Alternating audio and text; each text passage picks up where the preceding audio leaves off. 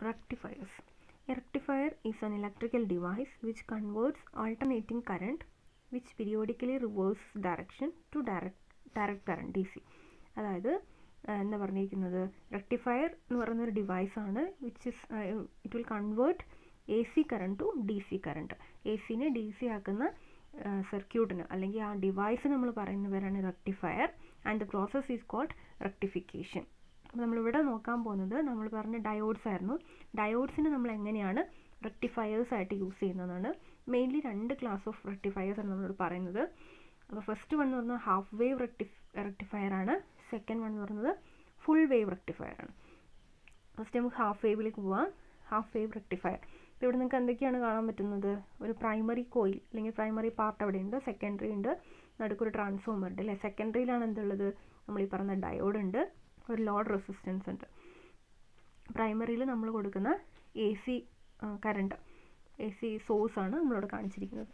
അപ്പോൾ എന്തിനാണ് നമ്മൾ ട്രാൻസ്ഫോമർ യൂസ് ചെയ്യുന്നത്? ട്രാൻസ്ഫോമർ എന്ന് പറയുന്നത് വോൾട്ടേജിന് നമുക്ക് വോൾട്ടേജ് ഇൻക്രീസ് ചെയ്യാനോ ഡിക്രീസ് ചെയ്യാനോ നമുക്ക് ട്രാൻസ്ഫോമർ യൂസ് ചെയ്യാൻ പറ്റും. നമ്മളിവിടെ യൂസ് ചെയ്യുന്നത് സ്റ്റെപ്പ് ഡൗൺ ട്രാൻസ്ഫോമറാണ്. അതായത് വോൾട്ടേജിന് ഡിക്രീസ് ചെയ്യാൻ വേണ്ടി നമ്മൾ യൂസ് ചെയ്യുന്നത്. നമ്മളെ വീട്ടിലൊക്കെ ഇപ്പോൾ ഒരു നമ്മളെ വോൾട്ടേജ് വരുന്നത് 220 വോൾട്ട് അതുപോലെ 50 ഹെർട്സ് ഉള്ള കറണ്ട് ആയിരിക്കും നമ്മളെ വീട്ടിലേക്ക് വരുന്നത്. അപ്പോൾ ആ കറണ്ടിന് അത്രയും എമൗണ്ടിൽ അത്രയും വോൾട്ടേജിലൊന്നും നമ്മളെ വീട്ടിലുള്ള ഓരോ ഉപകരണങ്ങൾക്കൊന്നും ആവശ്യമില്ല. അപ്പോൾ അതൊക്കെ കുറയ്ക്കാൻ വേണ്ടി നമ്മൾ എന്താ യൂസ് ചെയ്യുന്നത്? നമ്മൾ ട്രാൻസ്ഫോമർ യൂസ് ചെയ്യും. അതേപോലൊരു സ്റ്റെപ്പ് ഡൗൺ ട്രാൻസ്ഫോമറാണ് നമ്മൾ ഇവിടെയും വെച്ചിരിക്കുന്നത്. അപ്പോൾ ഈ ഒരു സർക്യൂട്ടിൽ എങ്ങനെയാണ് നടക്കുന്നത് നമുക്ക് നോക്കാം. ഡയോഡിൻ്റെ ഫംഗ്ഷൻ നിങ്ങൾക്ക് അറിയാം. എന്താണ്? ഫോർവേഡ് ബയാസ് ആകുമ്പോൾ മാത്രമേ അത് കണ്ടക്ട് ചെയ്യുള്ളൂ. അങ്ങനെ ഫോർവേഡ് ബയസ് ഞാൻ നേരത്തെ നിങ്ങളോട് അതിൻ്റെ എന്താണ് ബയസിങ് ഒക്കെ പറഞ്ഞു. അപ്പോൾ അത് വിട്ടുപോയ 2 ടേംസ് പറയുന്നത് ഒരു ക്ലോസ്ഡ് സർക്യൂട്ട് എന്നും ഓപ്പൺ സർക്യൂട്ട് നമ്മൾ പറയും.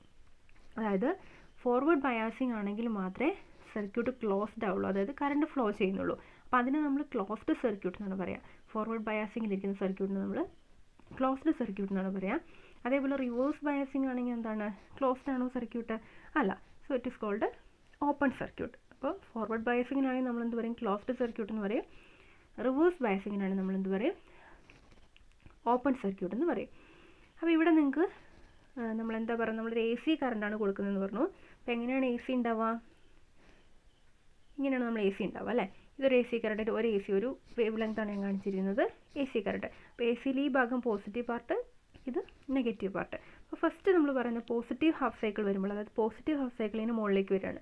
പോസിറ്റീവ് ഹാഫ് സൈക്കിൾ മുകളിലേക്ക് വരികയാണ്. അങ്ങനെ നമ്മൾ എടുക്കുമ്പോൾ എന്താ സംഭവിക്കുക? എ പോർഷൻ, എ എന്ന് പറഞ്ഞ പോയിന്റും ബി എന്ന് പറഞ്ഞ പോയിന്റും നിങ്ങൾക്ക് ഇവിടെ കാണാൻ പറ്റും. ഈ ട്രാൻസ്ഫോമറിൽ നിങ്ങൾ ജസ്റ്റ് ആ വോൾട്ടേജ് റെഡ്യൂസ് ആവുന്നതെന്ന് മാത്രം ആലോചിച്ചാൽ മതി. അപ്പോൾ ഈ പോർഷൻ പോസിറ്റീവും ഈ പോർഷൻ നെഗറ്റീവ് ആവുന്ന പോലെയാണ്. പോസിറ്റീവ് ഹാഫ് സൈക്കിൾ എന്ന് വെച്ചാൽ പോസിറ്റീവ് മുകളിലേക്ക് വരുന്ന ആ പോർഷൻ പോസിറ്റീവ് ഹാഫ് സൈക്കിൾ.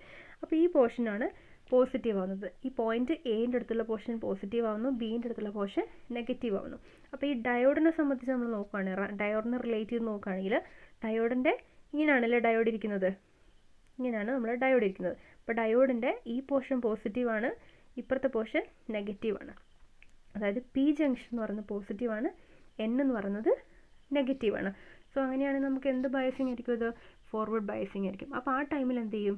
ഈ സർക്യൂട്ട് ക്ലോസ്ഡ് ആവും, ഇതിലൂടെ കറണ്ട് ഫ്ലോ ഉണ്ടാവും. സർക്യൂട്ട് ക്ലോസ്ഡ് ആയിരിക്കും, അതിൻ്റെ ഉള്ളിൽ കൂടെ കറണ്ട് ഫ്ലോ ഉണ്ടാവും. അതാണ് നമ്മൾ ഫസ്റ്റ് കേസ് എന്ന് പറയുന്നത്. അതവിടെ കൊടുത്തിരിക്കുന്നത് during positive half cycle point A അവിടെ കാണിക്കാം.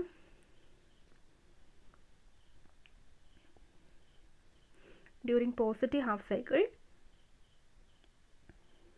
പോയിന്റ് എ എന്ന് പറയുന്നത് ഈ point A will be positive and B will be negative. So it is called forward biasing. Negative half cycle ആണെങ്കിലോ നേരെ ഓപ്പോസിറ്റാണ് വരിക. ഇവിടെ നെഗറ്റീവ് വരും അല്ലേ, എൻ്റെ ഭാഗത്ത് നെഗറ്റീവ് വരും, ഇവിടെ നെഗറ്റീവ് വരും, ഇവിടെ പോസിറ്റീവും വരും. അപ്പോൾ എന്താ സംഭവിക്കുക? ഡയോഡ് എന്തായിരിക്കും? റിവേഴ്സ് ബയസിങ്ങിലായിരിക്കും. എ നെഗറ്റീവ് ആയിരിക്കും, ബി പോസിറ്റീവ് ആയിരിക്കും. So diode will be in reverse biasing.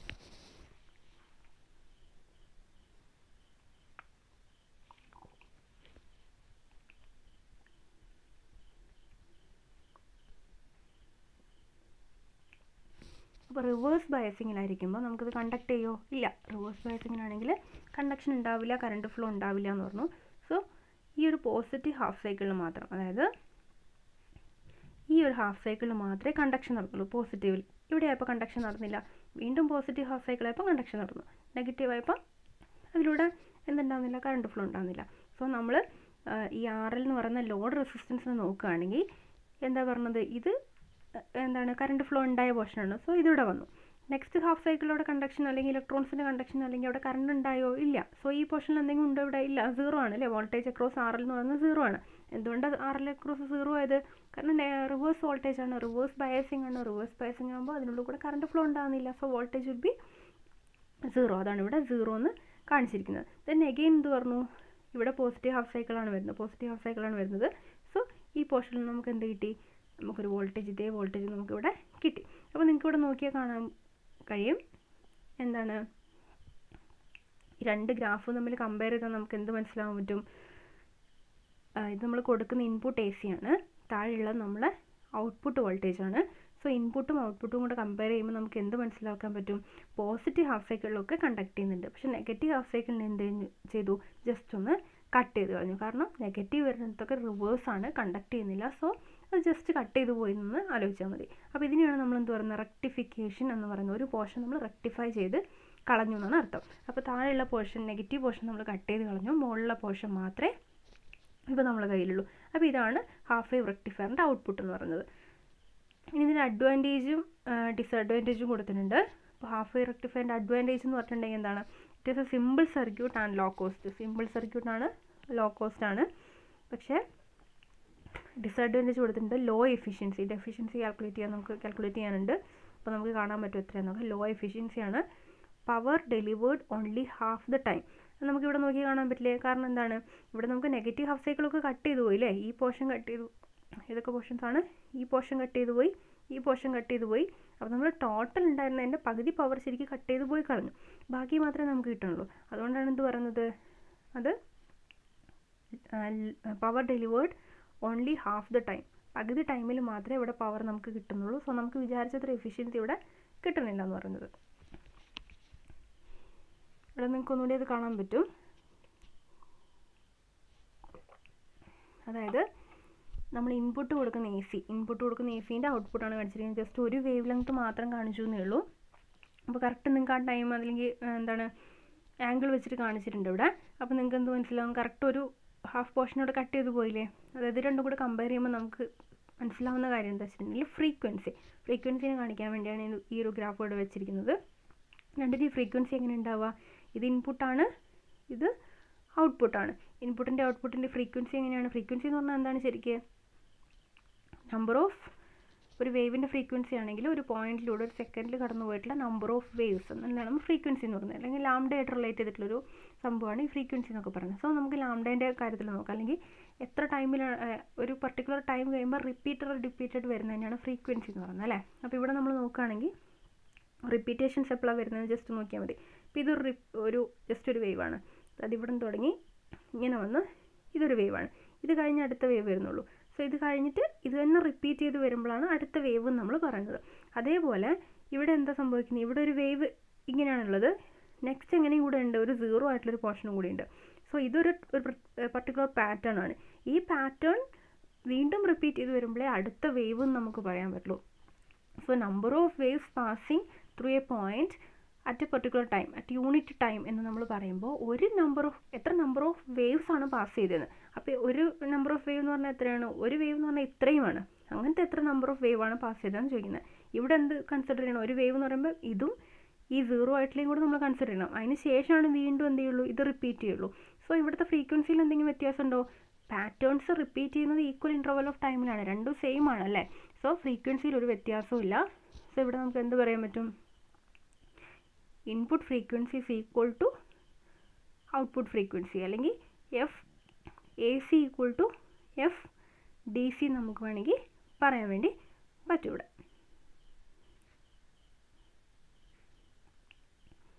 Next ഇവിടെ നമ്മൾ കാണിച്ചിരിക്കുന്നത് ഇൻപുട്ട് വോൾട്ടേജ്, ഇപ്പോൾ തന്നിരിക്കുന്ന വോൾട്ടേജ് ആണ്, റെക്ടിഫൈ ചെയ്തിട്ടുള്ള ഔട്ട്പുട്ടാണ് നെക്സ്റ്റ് കാണിച്ചിരിക്കുന്നത്.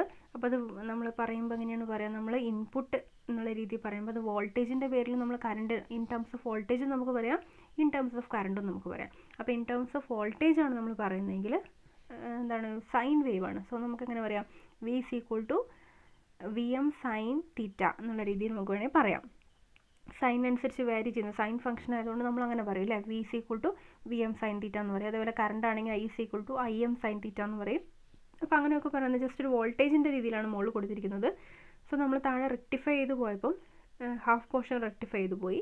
അത് നമുക്ക് വോൾട്ടേജിൻ്റെ ടേമിലും കാണിക്കാം, കറണ്ടിൻ്റെ ടേമിലും കാണിക്കാം. വോൾട്ടേജാണ് കാണിച്ചിരിക്കുന്നത് വി ഓഫ് ആർ എന്ന് പറയുന്നത്, അതും എങ്ങനെയാണ് ഹാഫ് പോർഷൻ പോയ രീതിയിലാണ്. ഇനിയിപ്പോൾ കറണ്ടിൻ്റെ ടേമിലാണ് നമ്മൾ കാണിക്കുന്നതെങ്കിലും അതും എങ്ങനെയാണ്, അതും ഒരു സൈനെ കട്ട് ചെയ്ത് കളഞ്ഞാണ് അല്ലേ. വോൾട്ടേജ് പോലെ നമുക്ക് കറണ്ടിനെ റെപ്രസെൻറ്റ് ചെയ്യാം. സോ ഇവിടെ നമുക്ക് എന്ത് പറയാൻ പറ്റും, വോൾട്ടേജ് എങ്ങനെയാണോ നമ്മൾ റെക്ടിഫൈ ചെയ്ത് പറഞ്ഞത് അതേപോലെ തന്നെ കറണ്ടിനെ നമുക്ക് എങ്ങനെ പറയാൻ പറ്റും, റെക്ടിഫൈ ചെയ്ത രീതിയിൽ കാണിക്കാൻ പറ്റും. അതാണ് ഇവിടെ കാണിച്ചിരിക്കുന്നത്. നെക്സ്റ്റ് നമുക്ക് പറയാനുള്ളത് efficiency of A half wave rectifier. Efficiency എന്ന് പറഞ്ഞിട്ടുണ്ടെങ്കിൽ എന്താണ്, എഫിഷ്യൻസി എന്ന് വെച്ചിട്ട് എത്രമാത്രം എഫിഷ്യൻ്റ് ആണ്, അല്ലെങ്കിൽ ഒരു എ സി സിഗ്നലിനെ ഡി സി സിഗ്നലാക്കി മാറ്റാനാണ് നമ്മൾ റെക്ടിഫയർ യൂസ് ചെയ്യുന്നതെന്ന് പറഞ്ഞു. അങ്ങനെ നമ്മൾ കൊടുക്കുന്ന ഒരു എ സി സിഗ്നലിനെ എത്രമാത്രം ഡി സി ആക്കി മാറ്റാനുള്ള കഴിവുണ്ട്, അതിനെയാണ് നമ്മൾ എന്ത് പറയുന്നത്, എഫിഷ്യൻസി എന്ന് പറയുന്നത് അല്ലേ. നമ്മൾ എങ്ങനെ കണ്ടുപിടിക്കുക, റെക്ടിഫയർ എഫിഷ്യൻസി എന്ന് പറയുന്നത് ഈറ്റ കൊണ്ടാണ് റെപ്രസെൻറ്റ് ചെയ്യുന്നത്. ഈറ്റ is equal to DC power output by input AC power. DC power output by input AC power. ഇതിനെയാണ് നമ്മൾ എന്ത് പറയുന്നത്, എഫിഷ്യൻസി നമ്മൾ പറയുന്നത്. ഇക്വേഷൻ നിങ്ങൾ ഓർത്ത് നോക്കണം. നെക്സ്റ്റ് നമുക്ക് അതിൻ്റെ ഡെറിവേഷനാണ് ചെയ്യാനുള്ളത്. അപ്പോൾ ഇതാണ് ഡെറിവേഷൻ എന്ന് പറയുന്നത്. ഡെറിവേഷൻ കംപ്ലീറ്റ് ഇല്ല, ഞാൻ ജസ്റ്റ് നിങ്ങൾക്കൊരു ഹാഫ് പോർഷൻ പറയാം. അത് നിങ്ങൾ ആദ്യം ഒന്ന് ജസ്റ്റ് ഒന്ന് എഴുതി പഠിക്കുക, അതിന് ശേഷം നമുക്ക് ബാക്കി പറയാം. അപ്പോൾ എന്താ ഇവിടെ പറഞ്ഞിരിക്കുന്നത്, DC പവർ ഔട്ട്പുട്ട് ആദ്യം വേണം, ദെൻ ഇൻപുട്ട് AC പവർ വേണം. നമുക്ക് ആദ്യം ന്യൂമറേറ്ററുള്ള കാര്യം നോക്കാം, DC പവർ ഔട്ട്പുട്ട്. അപ്പോൾ DC പവർ ഔട്ട്പുട്ട് എന്താണെന്ന് നമുക്ക് വേണം. അപ്പോൾ DC പവർ ഔട്ട്പുട്ട് കണ്ടുപിടിക്കാൻ വേണ്ടി എന്താ നമ്മൾ ചെയ്യുന്നത്, പവർ ആണല്ലേ. പവർ നമുക്ക് കറണ്ടും റെസിസ്റ്റൻസും ഉണ്ടെങ്കിൽ പവർ കണ്ടുപിടിച്ചൂടെ. I² R ആണ് എന്തെന്ന് പറയുന്നത്, പവർ എന്ന് പറയുന്നത്. അപ്പോൾ ഔട്ട്പുട്ട് എന്ന് പറഞ്ഞിട്ടുണ്ടെങ്കിൽ ഔട്ട്പുട്ടിൽ ആരാ ഉള്ളത്, ഇവിടെ നോക്കിയാൽ ഔട്ട്പുട്ടിൽ ആരാ ഉള്ളത്, ഇതാണ് നമ്മൾ ഔട്ട്പുട്ട് പോർഷൻ എന്ന് പറയുന്നത്. ഔട്ട്പുട്ടിലുള്ളത് ആരാണ്, ലോഡ് റെസിസ്റ്റൻസ് ആണ്. അപ്പോൾ ഈ ലോഡ് റെസിസ്റ്റൻസിൽ വരുന്ന പവർ, അവിടെ വരുന്ന പവർ അല്ലെങ്കിൽ അവിടെ വരുന്ന പവർ നമുക്ക് കാൽക്കുലേറ്റ് ചെയ്താൽ മതി. അപ്പോൾ പവർ എന്ന് പറയുമ്പോൾ നമ്മൾ എങ്ങനെ പറഞ്ഞു, I² R എന്ന് പറഞ്ഞു. I² എന്ന് പറയുന്നത് I എന്താണ്, DC കറണ്ടാണ്. സോ IDC നമ്മൾ എഴുതി. ദെൻ അവിടുത്തെ റെസിസ്റ്റൻസ് RL ആണ്, ലോഡ് റെസിസ്റ്റൻസ് RL എന്ന് എഴുതി. So IDC is equal to, next നമ്മൾ ചെയ്യാൻ പോകുന്ന ഒരു ആവറേജ് വാല്യൂ ആണ് നമ്മൾ കണ്ടുപിടിക്കുന്നത്. കാരണം ഇതെന്താണ്, DCൻ്റെ നമുക്കവിടെ കിട്ടുന്ന ജസ്റ്റ് ആവറേജ് വാല്യൂ നമ്മൾ എടുക്കാൻ പോവാണ്. അങ്ങനെ കണ്ടുപിടിക്കാൻ വേണ്ടി നമ്മൾ